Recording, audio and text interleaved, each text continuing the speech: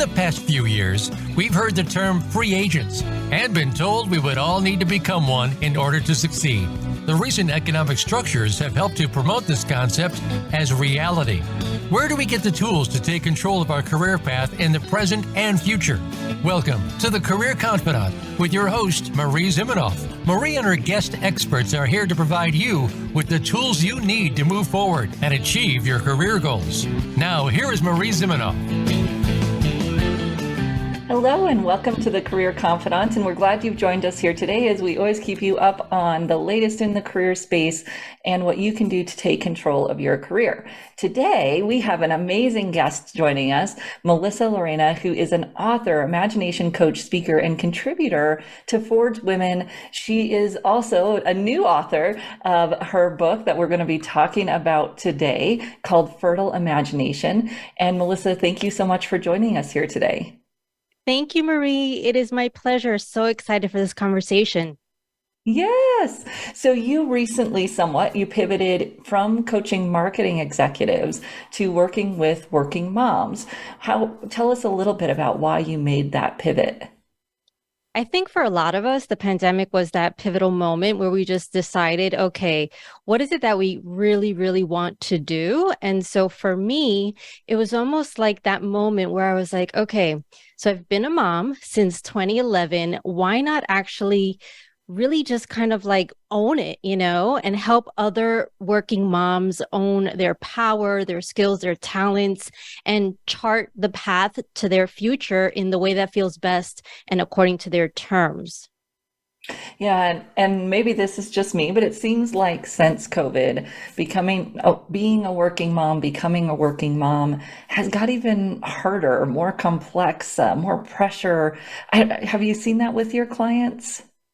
I would say, part of what was the idea for the book that I wrote was I noticed a lot of individuals feeling and experiencing what I call career trauma.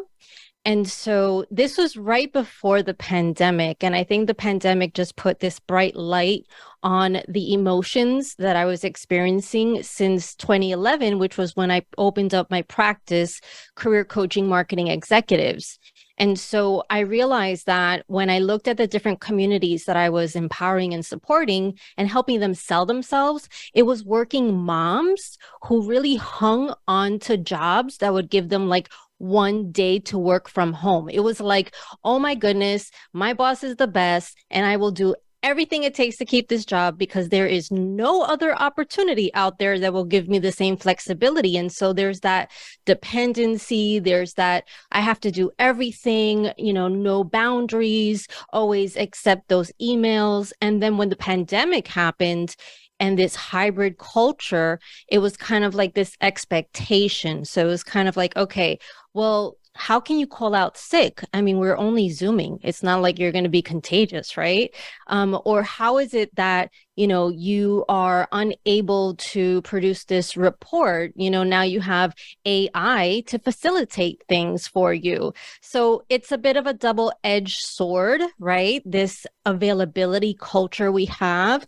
And I think for moms especially, we feel that we're not just available for bosses and in the workplace, but also for our families and for our kids. So there's a lot of pressure there. Yeah, we have to be available 24/7 for everyone. Well, and as you were talking, people will say, oh, it doesn't matter. We can talk when your kids are home. It doesn't bother me. Like, it bothers me. I can't think. I can't be here. I can't be present.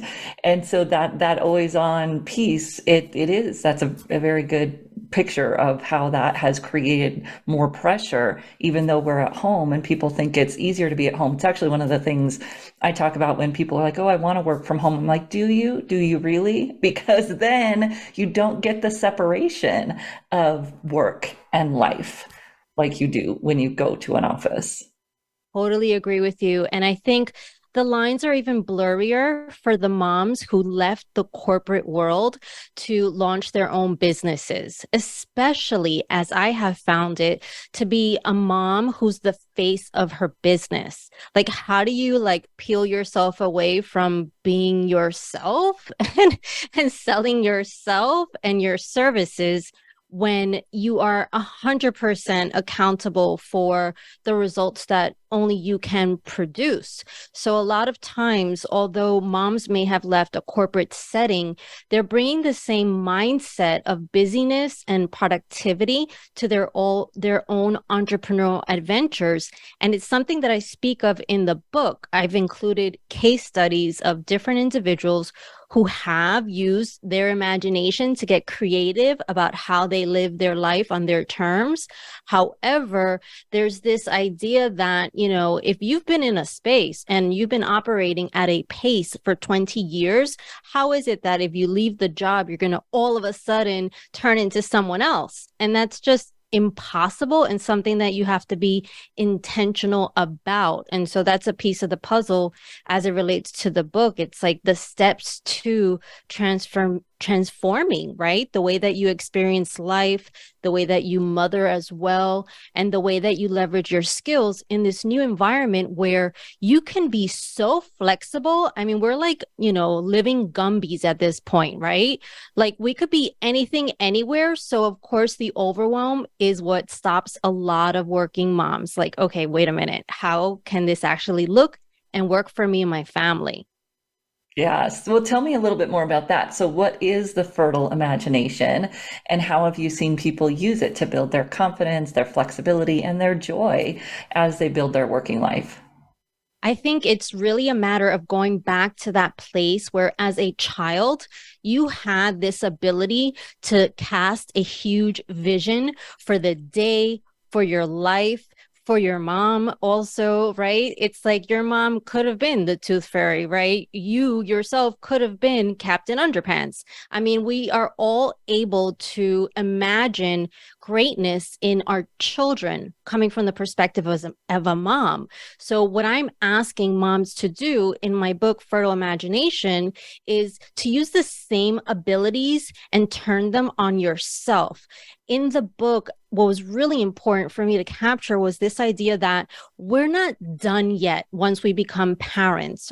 We are not done. We actually still have the baton in our hands. We have not already handed off the baton to our kids once we've given birth or become mothers, in any path that we choose to become a mom.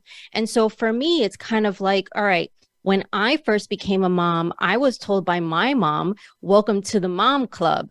And the assumption is that once you're in that club, your sole purpose is to, raise a child who will fulfill every single magical dream you've ever had, and somehow know how to be resilient, how to be courageous and bold through maybe osmosis, because we are not exhibiting, what it looks like to stand back up when it comes to pursuing our dreams, or what it looks like to balance the lifestyle that we want to experience and our mental sanity. It's kind of like we go first. And so in the book, Fertile Imagination, it's about us being able to recapture that sense of, okay, I can imagine something big for myself. So I could cast a vision that's big, and it's okay if it's a vision that I've never seen another mom execute upon, right? So that's what makes it like super fun.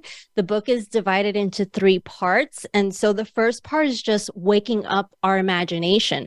Like I lost my sense of, being able to dream big, daydream, or even dream at night, because the truth is, what mom is, really sleeping, right? So it's kind of like a very missed opportunity. So for me, I felt like I needed to rediscover that sense of imagination because it made me feel alive. When I had a vision of something that I would do or would go after, like I would feel so excited and thrilled about my life. And for me, it's so important that everyone around me can recapture that sense of life force and can have the tools they need, as laid out in the book, in order to wake up the imagination, play with their imagination. And this comes from top level executives who have done this to innovate in organizations and stretch their imagination. So kind of like duplicating ourselves, as many moms wish to do. Yes, I love that idea. Just getting out and thinking about it, and like you said, having the space and time to daydream, which probably is the challenge for a lot of folks. And as a working mother, how do you find that space and time to do this work that you're talking about? I mean, for me, it's about prioritization, right? So if we can, for example, create this beautiful dinner party and make the time to go to Trader Joe's and get a wonderful like cheese platter, we can make the time to do other things. Like some of us find the time to go and exercise. Some of us find the time to go back to school and pursue nursing degrees. We find the time for things that are important to us. And so if your happiness, if your joy, if being in tune with what brings you more life and energy is important to you, then you will find the time, because no matter what, we always find the time and we always prioritize what's best for our kids. All of a sudden, our kid needs to go to gymnastics practice or anything else. Somehow we find the time. We are amazing when it comes to logistics. We can do the same for ourselves. It really is a choice and just prioritizing it. And we get more energy when we do the things that bring us joy. And then we could be more productive.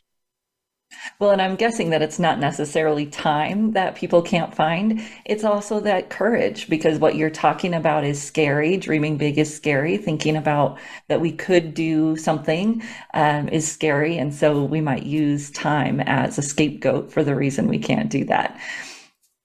Absolutely. I think collectively we've just agreed, let's just all say we don't have the time because we're busy moms. And I would argue that we choose to be busy moms if that is what makes us feel like we're like everyone else, right? Because otherwise you feel left out. It's like, wait, what if I said I'm not busy? Like, will people look at me like I have three heads? And I bet you they will. But if that's the truth, then it's okay. I think it's time to just be more honest with what we want and how we want to dream and how we want to express ourselves as moms who are doting, but also crazy ambitious. I love that. Well, we are going to take a short break. We'll come back. If you are a crazy, ambitious business person and you're wondering how you can use digital tools to build your brand, Career Thought Leaders teaches a digital branding strategist program. It's great for coaches, business owners, gives you the opportunity to figure out how you want to build your digital brand. It also gives you tools that you could roll that out as a coaching service for yourself if you want to coach others in how to build a digital brand. So we're going to take a short break. We'll come back and continue this conversation with Melissa about using your fertile imagination. We'll be right back here on the Career Confidant.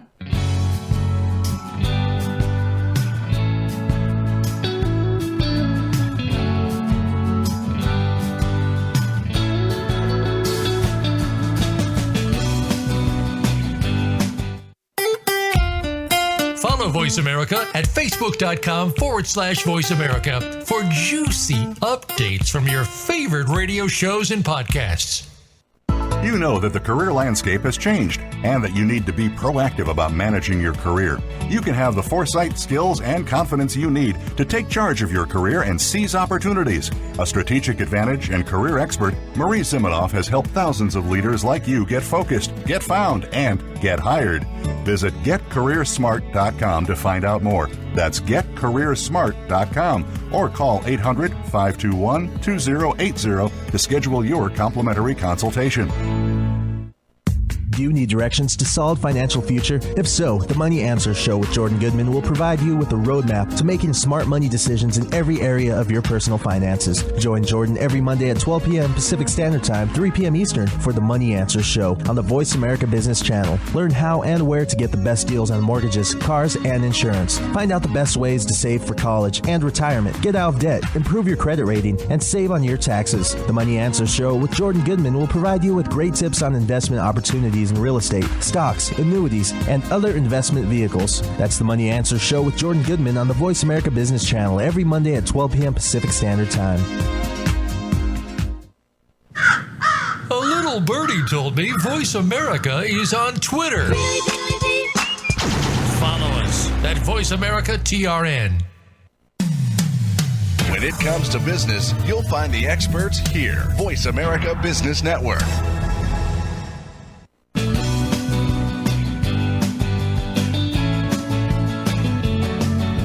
You are tuned in to the Career Confidant with Marie Zimenoff. If you have a question or comment for Marie or her guest today, please call 1-866-472-5790. That's 1-866-472-5790. You may also send an email to marie@strategicadvantage.com. Now, back to the Career Confidant. Welcome back to the Career Confidant, and today we've been talking to Melissa Llarena about how you can use your fertile imagination to be more innovative, to find a way to have that work-life balance, to get creative about what you want to do with your life. Just so many awesome outcomes from this concept. I love it. So we were talking about how moms need to dream bigger and how that takes some guts. What have you seen in your work? When does that happen? How do people find the courage to make this happen? It's interesting because part of my own podcast journey has been about finding my own courage. So when I share in the book, Fertile Imagination, some case studies, I definitely, alongside some of my podcast guests, share my own sort of moments of courage. And so, for example, when I interviewed Beth Comstock, who was the former CMO of GE, I had to find the courage, the guts, the words to approach her and invite her to my podcast show. The truth is that courage is a practice, right? So the first time that I approached her was a time when I expected her to just say no, right? She's like super busy and completely amazing. And she had actually said, and this was over LinkedIn, she had said yes right away. And that I just was so like shocked by it that I'll be honest with you, it took me a solid year to follow up with her because I wasn't courageous in that moment. And I write about that in the book because ultimately, although you might not have as much evidence as you wish of moments of courage from your past, there's still hope and the opportunity to be courageous right now, today. So when it was time for me to get the guts, it actually took a client of mine to encourage me to reach out back to Beth Comstock, right? So this is like a whole year later. And I had dared my client, and this was in a coaching relationship, to actually network with a decision maker in an organization where she wanted to work. She did not know, and she didn't have someone who knew that person either. So we're talking complete strangers, which it takes courage, but it also takes creativity because there are ways to get the attention of people that do not know you. And when I was helping that client, I said, here's what we'll do. I'm going to go back to Beth Comstock if you approach that individual at this sports organization. And so it was almost like this thing like, okay, I have got to show my client that I can walk my own walk. And when I found that reason, it was almost like courage in company, right? So sometimes you might not be able to do it on your own, but if you're helping someone else, which we tend to do more for others than ourselves, especially moms, then it might give you that spirit, that jolt you need to be courageous. And that's like a practical tip. So I really think it's important to consider. And so I went ahead, I approached Beth Comstock, I got the interview, and I wrote in the book, I was like, I really felt like I was just like, I don't know, just like putting my tail between my legs, so to speak, and just like nervously being like, please, I'm so sorry I dropped the ball. Will you be a guest on my podcast? And sure enough, she was, and she was gracious. And it was there that, I realized this notion of using your fertile imagination and innovating, it's not something that's just for a child. Like Beth Comstock herself, and in my book I share, like she's used this approach to give herself permission to do quote unquote weird things. And weird might feel like things that are just out of character or trending, such as doing a TikTok video just to see if there's some sort of best practices you could apply in your own business. And it was just an amazing conversation, and it gave me some more courage, right? So you kind of gather the courage from one instance of courage, and it's very much so a momentum building effect. So then obviously when it comes to writing a book, I had to get permission for her words in my book. And then I had to do the same for all my other big name guests on Unimaginable Wellness. And I'm telling you right now, I'm not done, but at least I have more evidence behind me. And I think that's important. I love that idea that once you take a step, then you can take the next step. And I'll often talk to people about that when they're at work. And I work with a lot of colleagues that might work at a workforce center or something. They say my clients don't have a lot of resources to take to have a courage or to do something big. Like, no, that's not how courage works. You do one little thing. Take on a project you wouldn't have said yes to, go to a meeting you wouldn't have said yes to. Like, it doesn't have to be something that takes a lot of hours or money. It's something that makes you nervous and you say yes, or you're not sure you quite have time, but you say yes, and then it builds on itself. So I love that idea. Okay, so tell us a little bit more about when people are building this imagination, how can they do it when maybe they don't have any examples of it? I mean, you said that we don't see a lot of moms doing this, maybe in our circle, because we might not hang out with a lot of executives, right? So if we don't see moms in our circle doing this, what do we do? So that's the part that's so interesting. I will say, as someone who feels a little bit like in the middle, like I feel kind of like, okay, you have a stay-at-home mom, and then you have a working mom, and then there's those that have our own businesses who have flexibility, who are kind of at home, but kind of not at home. So I'm in that middle. And having this sort of perspective has been wonderful because I get to talk to people that are stay-at-home moms because I have their hours where I can make, with those hours, and working moms too. And what I have realized is that, let's say you don't have the resources, and let's say you don't have the courage and you don't have the examples, right? Here's the deal. As a mom, chances are you are rubbing elbows with powerful people, and you're just not talking about the skills and talents and relationships that they have. One example straight from the book is this one. For example, I share how we can play with our imagination and we could create or design our desired lifestyle and then build a business around those non-negotiables pertaining to our lifestyle. And one person I feature is someone that invented a grilling piece. And so this little, he was an engineer working for a big organization, Kimberly-Clark, and he had a wife that was also an engineer. So his wife, right? This was a co-creation, co-founded business. His wife went to a farmer's market and just started asking and talking about this grilling piece. And she found out, quote unquote, randomly, that one of the vendors also had a side business of building a website, right? So the idea was this, how moms, we put everything in our pocketbooks, like we have the biggest pocketbooks and everything, but the kitchen sink is inside. Well, it's time to almost like reveal what's in our pocketbooks, right? Like, what ideas do we have? What ambitions do we have? What sort of things do we have percolating in our minds? And how can we start engaging with the other people at the soccer, meets? How can we start engaging, talking to people at farmers market about things that we think could be interesting to bring to market? How can we start talking to people about this, invention that we are contemplating, that we're like, it'd be amazing if we could really close a stroller with one hand. I'm just saying, like, big hint out there, if you do have that business idea, like, there is no stroller you could truly close with one hand. I have identical twins, I know.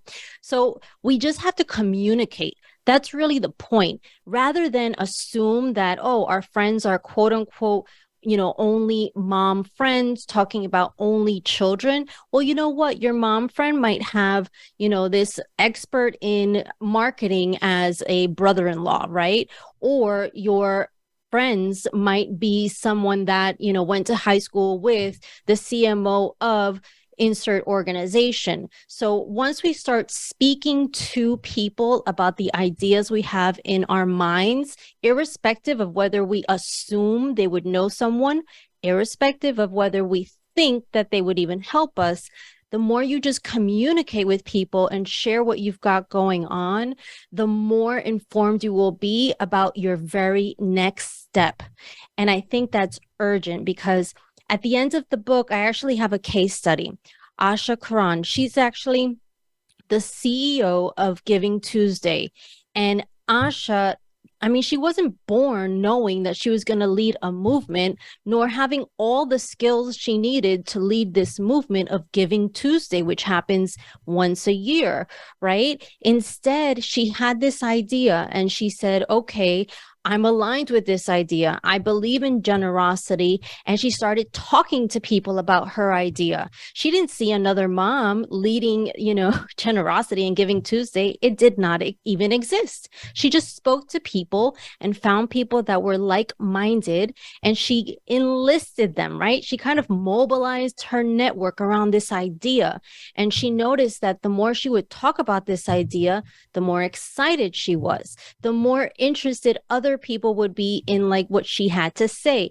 And in that way, it's just like becoming a mom.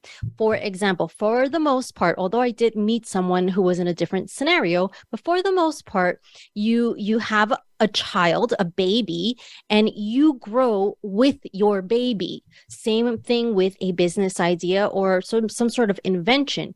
You grow on the path to bringing that idea to life. Just like writing a book, I definitely would not have thought that I would have been able to complete a book without first writing some words on a piece of paper, finding my editor, figuring out what to put and upload on Amazon.com. There's things I'm learning, but every day I'm getting smarter. And it's the same thing. The more you speak about what's on your mind, whether you think it's real or frivolous or whatever, the more likely you will feel confident in bringing it to life, irrespective if you've never seen it before. It's okay if you haven't seen it before. That makes it more fun, to be honest, at least for me. Yeah, I love that. Well, tell people where they can find the book. When is it coming out so that we can go and get that when it's ready? Absolutely. So go to fertileideas.com. You'll have a free chapter of my book, and it's coming out October 31. October 31, I'm going to have the Kindle format for only 99 cents, one day only. So I would love for you to come to fertileideas.com, sign up, and you'll be the first to learn about it. Excellent. Well, thank you so much for joining us, Melissa. We're going to say goodbye to Melissa. We'll be back here on the Career Confidant to expand on some of these ideas a little bit more in the career space. But thank you so much, and we'll be right back here on the Careers Confidant. Thank you.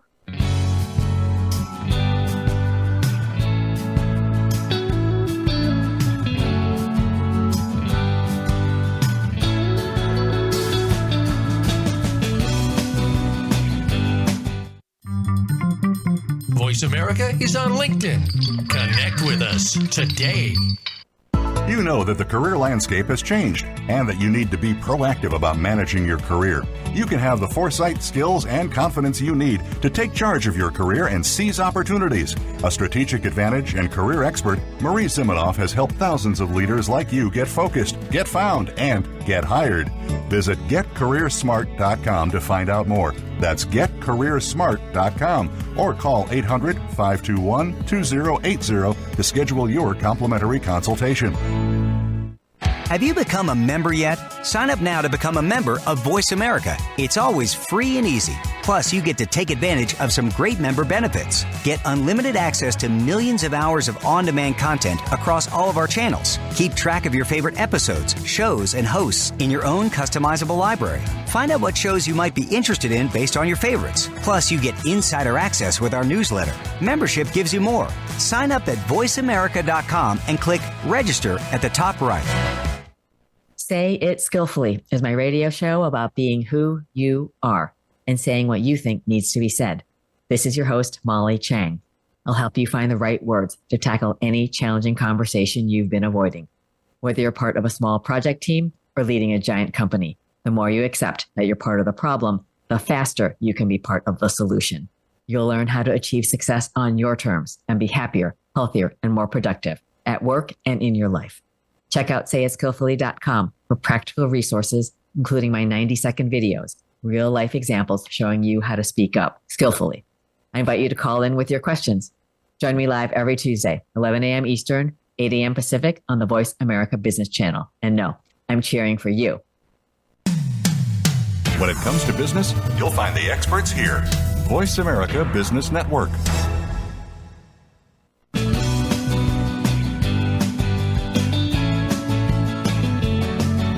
You are tuned in to the Career Confidant with Marie Zimenoff. If you have a question or comment for Marie or her guest today, please call 1-866-472-5790. That's 1-866-472-5790. You may also send an email to marie@strategicadvantage.com. Now, back to the Career Confidant.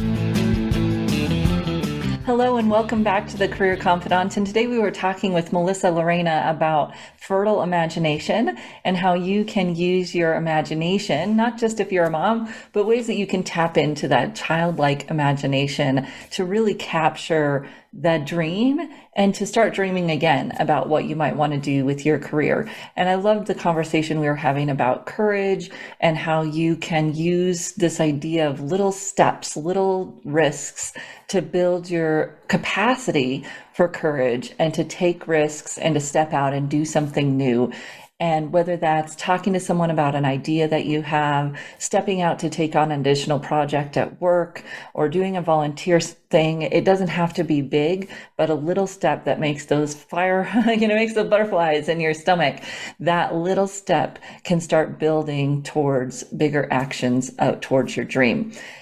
So I want to talk a little bit about the role of our digital presence in this space, especially when we're talking about entrepreneurship or wanting to do entrepreneurship or even just job search for any type of job. Today's world is opened up so many opportunities when we think about the digital landscape. And you could work for any company anywhere in the world if you have the opportunity to connect with them. How do you build that? How do you make that happen? Kind of that planned happenstance, right? That planning and luck coming together. Digital tools provide that opportunity. Now, what is a digital brand? A digital brand is your presence. How do people find you? But it's also your action to connect with and build community with people using digital tools. It isn't just about trying to get found. It's about going out there and building relationships and having conversations with people in the digital sphere. There's a lot. It can be so overwhelming. Are you going to do podcasting, blogging? Are you going to, be on LinkedIn or Instagram or Facebook or X or where, all of these tools that you can use. So before we think about that, we just have to take a step back. What message are you trying to convey? Maybe you're just doing research and that's fine too. We've got to figure out that focus. What industry, what types of roles, what type of product or service are you trying to engage with? When you have that focus, then we can do the research of where do those people hang out, right? Where do people in the fitness industry hang out? Not too surprisingly, right? It's on Instagram and TikTok. Where do executives hang out? Although lots of people would say LinkedIn, I don't think there's actually very many executives hanging out on LinkedIn. They're going to hang out more in executive networks, maybe some specific groups in LinkedIn, depending on who they are. But you've got to figure out where do these people actually show up, not just where do they have a profile, which can be the challenge. So a lot of executives are listening to podcasts. What podcasts are they listening to? But they're on their walk, they're exercising, they're driving. What are they listening to and engaging to that you might be able to do as well, or to be on those podcasts so that they would hear your voice? This is our goal. So what conversations are you trying to have? And then who are you trying to have those conversations with? When you've narrowed that down, then you can start to pick your platforms. The other piece of it that comes into it is what works for you. Because if your audience is on Instagram, but you don't want to make images, then you either have the choice of hiring someone to do it for you, which isn't that hard these days, or picking a different place where they are, because most people are in at least 2 places. The average right now is 7 or 8. Most people are on 7 or 8 social media. You also want to look at what's the feel on that platform, and is that a good fit for your brand and the message, the conversations you want to have. Because if you want to have, really serious conversations, some of those platforms may not be a good fit. Some of them may, and it's just in how you use them, but some of them may not be a good fit. So you're thinking about, where is my audience? Where are they engaged? And then what platforms fit for me and the audience, the conversations, the tone that I'm going to have with my brand and how I want to show up. When you do that, then you can narrow it down, and you can start with 2 or 3 places that you're going to start having these conversations. And that's what I encourage you to think about it. Where do I want to start having these conversations? It's not about posting a whole bunch of content yet. We'll get there if you're really building a business or something, but that's not what it is at first. It's just getting in there and starting to have some of these conversations around the topics that you are interested in and that you think your audience is interested in as well. This gives you the information of what are they interested in, what conversations are they having, and you start commenting on or getting involved in the conversation somehow so that you can participate, learn about your audience, learn about the needs, learn about the opportunities, and be able to make those connections. That's our entire goal here, is that you're building a community because you're actually participating. You're actually participating in having conversations. When we do that, we get this role. It starts to happen, very similar to our conversation around confidence. And when you take little actions, you build more confidence. When you get onto social media or a podcast or a blog, and you're, whatever it is that you're participating in, once you get a little taste of it, you're like, oh yeah, I can do this. I have people that are a guest on this show for the first time ever, Career Confidante, and they'll say, I don't know what I'm doing, and they're very timid. And then we get done, and they're like, oh, that wasn't so bad. I can do that again. That's the beauty of just getting started, picking a few things that'll be a good fit for you, and then just do it. Go out and comment on some blogs, go out and comment on some posts on the platforms you're interested in. You may make a little bit of content if that's a good idea for the platforms and you're ready to do that.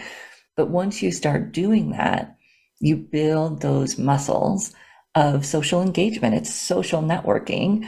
And just like in-person networking, it's always going to take a little bit of time to get over the fear every day. Like if you're engaging every day on LinkedIn or wherever, there's going to be a moment of, do I want to do this? Just like when you're walking into a networking event. And some people won't feel that, others will.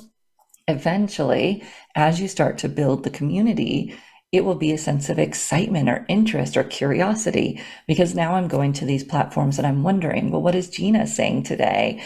Or what has Sarah posted that I can comment on? And it becomes this community that you're engaged with, instead of this, ball and chain around your ankle of, oh, I have to go and post every day. If that's how you're feeling, you're probably not engaged in a community. And my guess is you're not getting great engagement on your posts either, because when you don't have a community, you don't get any engagement on your posts. And it doesn't matter whether it's automated, AI is creating it, or whatever. If you're just throwing out content, you are not Gary Vee. So one of the people I've been listening to recently is like, oh yeah, Gary Vee puts out 100 pieces of content a day. He has a community that engage with his posts. He has a team that engage with his posts for him. That is great for him to put out that many posts. Most of us should not do that, because we actually could alienate our audiences who don't want to see us slapping up content. They want us to engage with them at the small business level, at a job seeker career level. You actually don't need to create that much content to build your community, to build your visibility, to kick it off. Maybe you'll get there someday where you have this great community and they're so big that you putting out 10 posts a day doesn't drive them nuts. But when you're starting off, you don't need that. That's great, right? Phew, you don't need that. You need to engage. You need to build community. It should be just important that you comment on 10 people's posts on whatever platform it is, as it is as you post to whatever, 1 or 2 times. Right now, for me, this is Instagram. I'm trying to get Instagram going, and I've been focused on consistent posting, which is important. It's like, I got to get that engagement piece going, that community building going as well, because otherwise it feels very empty for me. And it also feels very empty for the people that I'm posting to. They feel that, right? They feel that I'm just posting things, trying to get them to engage, versus that I'm actually there, involved in the careers community on Instagram and participating in it.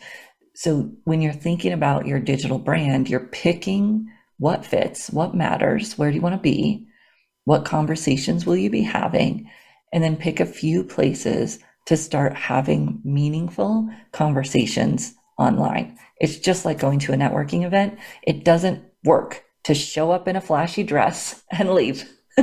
No one knows who you are. No one knows what you do. And this is what I feel like, the viral video thing, you might get a lot of followers, you might get a lot of likes, but it's just like walking into that networking event, everybody going, oh, who is that in the Cinderella dress? And then you leave. It doesn't really matter unless you have something that people can do to connect with you, to remember who you are, to find out what you do. That consistency and the conversation is so much more important than a flashy post. So hopefully that helps you take the load off in terms of focusing on your content and making it so perfect, and instead just focusing on building community. Whether you're job searching, you're building a business, when you flip that switch from content to community, you'll find that the results actually come faster, even though you might not be posting as much content, because you're building the relationships and you're actually getting content out there as you're having those conversations. When you want to build your digital brand, it does take time, and it does take muscle of overcoming the resistance on a regular basis until you build the muscle. That's why in our Certified Digital Branding Strategist class, we teach coaching skills, because the how-tos, how to post a TikTok video isn't that hard. There's probably 20 videos on how to do that, right? It's what do I post and where do I post and how do blah, blah, blah, what do I say? It's all of the mental stuff that we get in our way. It's not the how-tos. So we changed our digital branding program about 5 years ago from focusing on those how-tos, how do you post, how do you change your profile visibility, to focusing on building a program where people understand why they're on social media, what they're going to post, who their audience is, and then how to put the pieces together in a coaching plan so that we can do it for ourselves and we can coach others through it as well. I love the program. I love to see the transformations that people make. And if you've been struggling with your digital branding, I would also encourage, you send me a message and I'll help you find a digital branding strategist who's been trained in this process so that they can help you build your digital brand, whether you're doing it for job search or career advancement or to build or launch a business. So we're going to take a short break here on the Career Confidante. We'll come back in just a few minutes and we'll talk about this little place of how do you get through that resistance, and that maybe resistance doesn't mean what we think it does. We'll be right back in just a few minutes.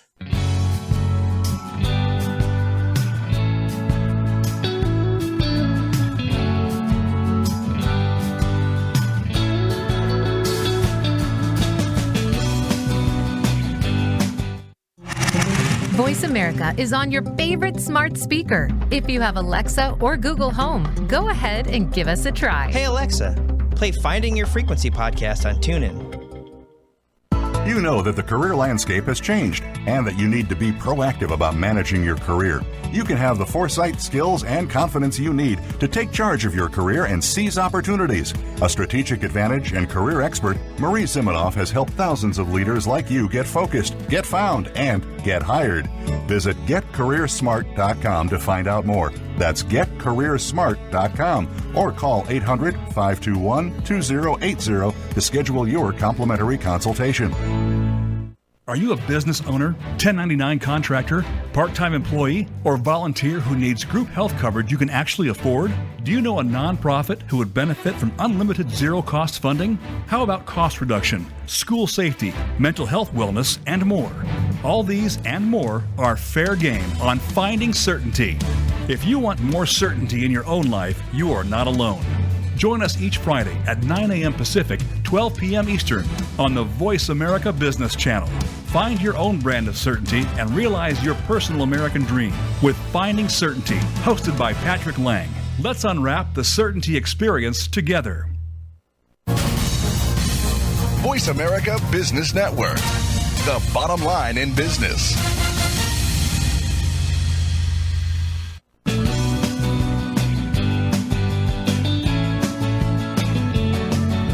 You are tuned in to the Career Confidante with Marie Zimenoff. If you have a question or comment for Marie or her guest today, please call 1-866-472-5790. That's 1-866-472-5790. You may also send an email to marie@strategicadvantage.com. Now, back to the Career Confidante. So let's talk about this idea about resistance. We have some talk in our minds that when we feel resistance about something, it might mean that it's not the right thing to do, or that it's not the best thing for us to do. It takes too much energy. There's something telling us it's not the right thing, or that it's not the right place to be because it's hard or something. I want to take a moment and think that resistance may mean it's the exact thing we need to be doing, because we came to it somehow, unless someone else is trying to sell us something or something else. But usually when we've made a decision to go for a goal, to do something, especially to do something big, that resistance will come creeping in. And it's tempting us to think, oh, maybe this isn't the right thing. Oh, I'm not feeling right about this. We might be misreading that feeling. And instead of it meaning that it's not the right thing, maybe it is.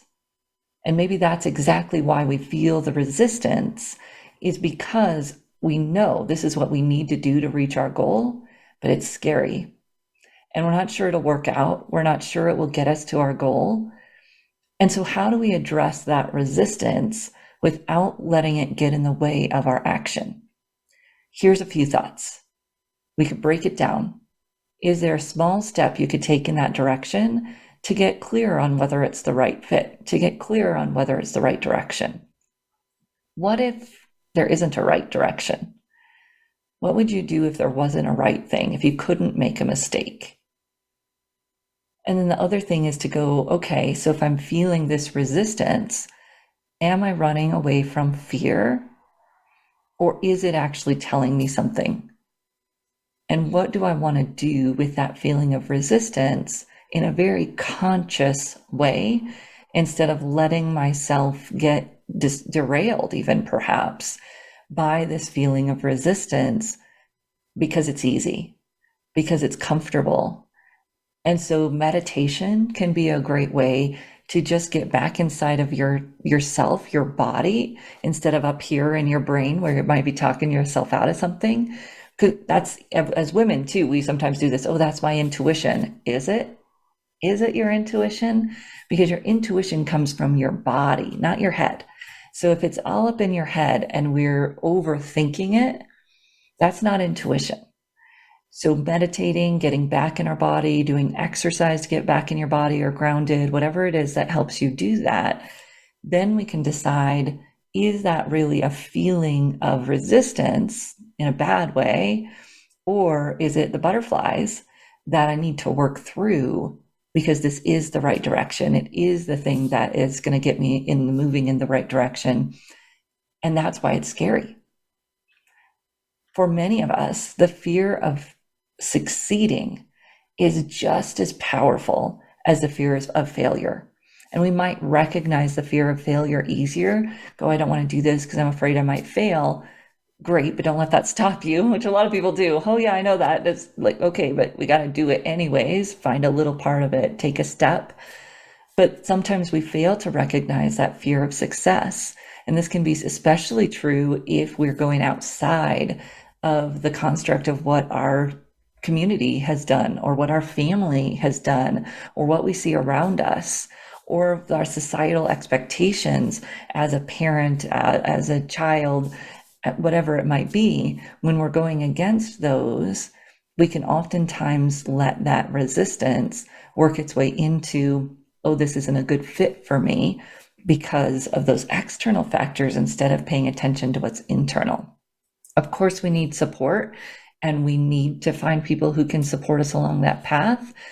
But honestly, if we let that get in our way, we'll oftentimes not get anywhere. Many times you have to take a few steps in that direction before other people will understand what you're doing. When we think about, as we go forward in our careers, how things have changed, this is one of the reasons that I talk to people about maybe hybrid or work from home isn't the best fit, because then we can't break that mold of what's expected with us as easily. I remember when I first started my business, and I didn't even have kids at the time, but I was home all day, right? And so my spouse would come home, very supportive spouse. He would come home and be like, well, and he knew not to say anything, but you could still feel like the laundry wasn't done, or whatever it was, these little things. And it took us a while to work through that.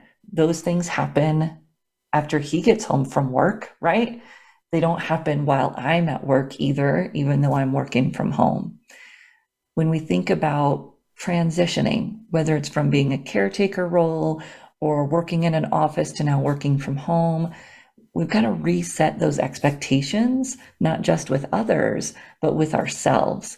What is it going to look like to balance? And I don't usually use balance, right? It's integrate.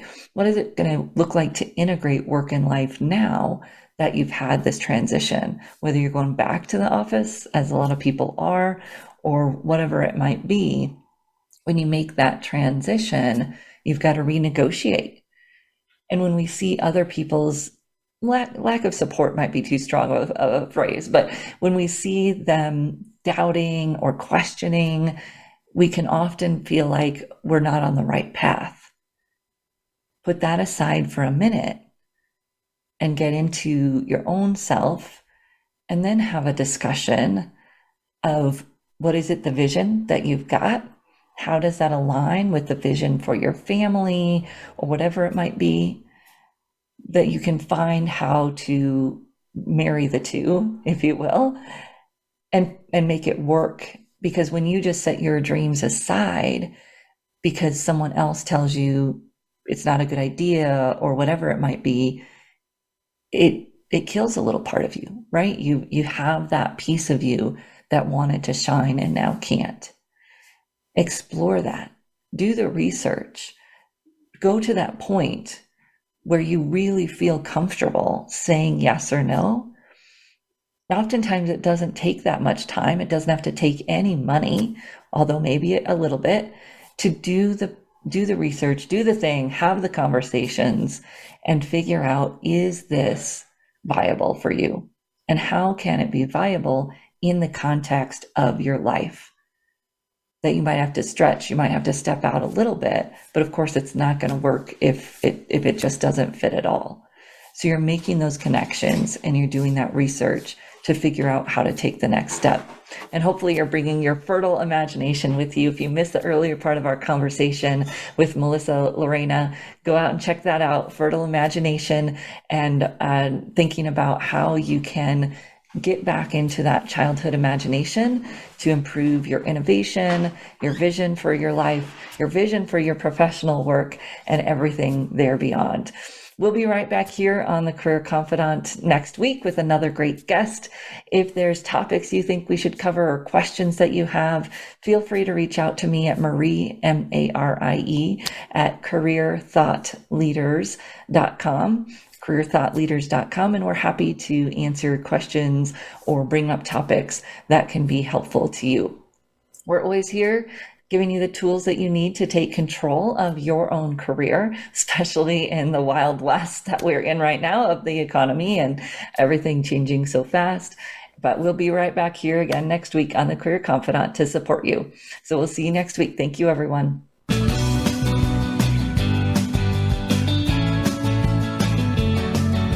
Thank you for listening to the Career Confidante. Marie Zimenoff will return again with another terrific guest next Monday at 2 p.m. Eastern Time, 11 a.m. Pacific on the Voice America Business Channel. Be sure to join us then.